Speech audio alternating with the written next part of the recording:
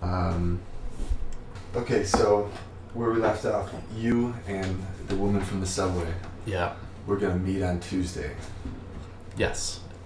But it was still only Thursday. My bike was broken and I didn't want to be on the subway on such a nice day, so I walked from here, walked down Flatbush and walked over Manhattan Bridge. And when I was on Manhattan Bridge, I was feeling very inspired and like really good. And I was like, I'm gonna call her now. I don't really care. And so I called her, and I was like standing on like the peak of the bridge, like the highest point of the bridge. The sun was shining on the water, and I called her, and she was like, "Good morning." Yes. I was like, "Hey, it's Mike from the subway," and she's like, "Oh, hey, whatever," and I was like, "Well, yeah, I'm just gonna be walking by your place soon. I wanted to see if you want to have a morning coffee." And she's like, "That's so cool." I was like, "All right, well," and she was like, "Oh, I have an audition, so I can't, but I can meet you for lunch or whatever, and meet me at Union Square." Call her, I was like, "Where are you?" She's like, I'm by like the steps where all the skaters are, and like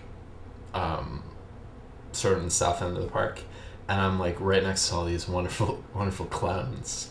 Like, when I show up, she's like taking pictures of this like troupe of clowns that were like performing on the street, and it was like this really awkward. She was like, "Hey," and she like comes, like gives me a kiss on the cheek, but she's like, "Hold on, I'm like taking pictures of these clowns," and I was just like I was just like standing there, and I was like trying to like laugh at the clowns and be like so finally she like finished these pictures with the clowns, and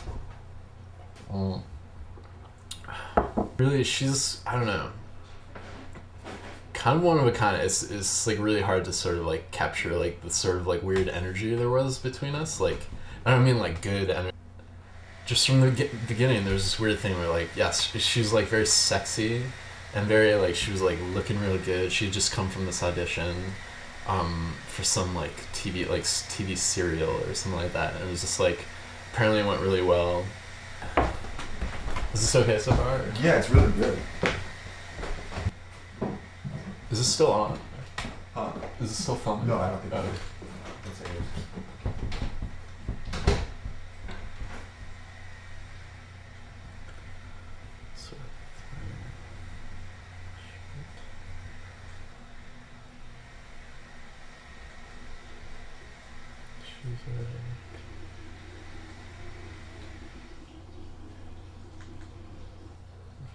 Dazzling smile and like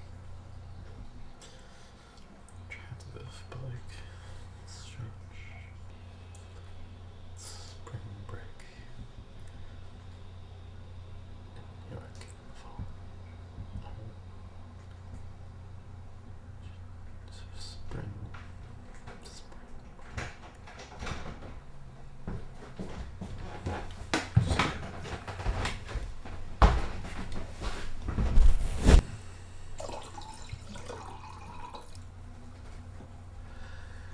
Yeah, so that scene was really weird. It was like lunchtime on the little like flat sort of stairs on Union Square South, like hundreds of people there. She's just like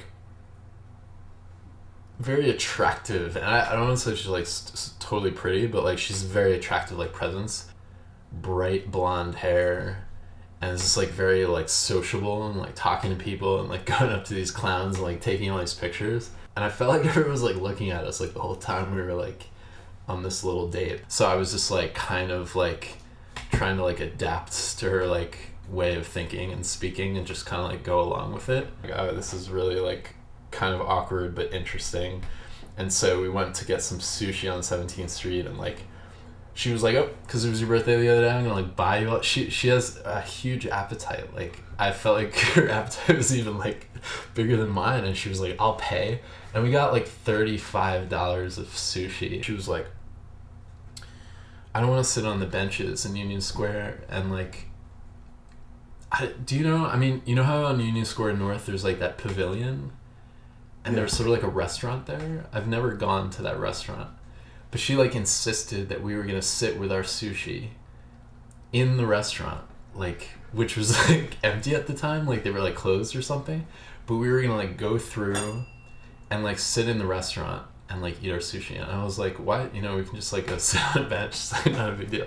But she like worked her like charm on like the maintenance staff of like the restaurant. They like opened it and like, and she was like, come on. And I was like, what? You know, like this is kind of weird. Like we're like forcing ourselves into this restaurant. And she's like, no, come on. Like, you know, I'll order a drink. There was like some, it wasn't even clear they were open. We did sit down to eat. That's when she took hold of my hands and was like, can we say grace? She's like, I'm sorry, I know it's cheesy, but I'm just like religious and we need to say grace before eating our sushi at this like restaurant like in Union Square. We're not on the same page at all, but like I'm still like weirdly attracted to her and like intrigued, and I'm just like gonna keep going. And finally like one of the waitresses who was like setting up the restaurant was like, sorry, like you can't just like come in with your food and like eat here. And I was like, all right, let's go. And she was like, oh come on, like no one's here. Like she made like a thing out of it. So we get booted out of the restaurant and we go and we finally sit on a bench, and I was like, this is cool.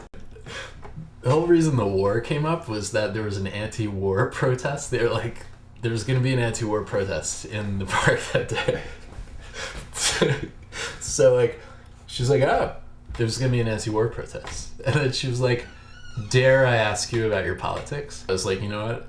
You know, maybe I shouldn't get into a discussion about politics. But one thing I can say is that like I'm definitely anti-Bush, and I thought the war was like biggest mistake and like really catastrophic, and things are much worse because of Bush.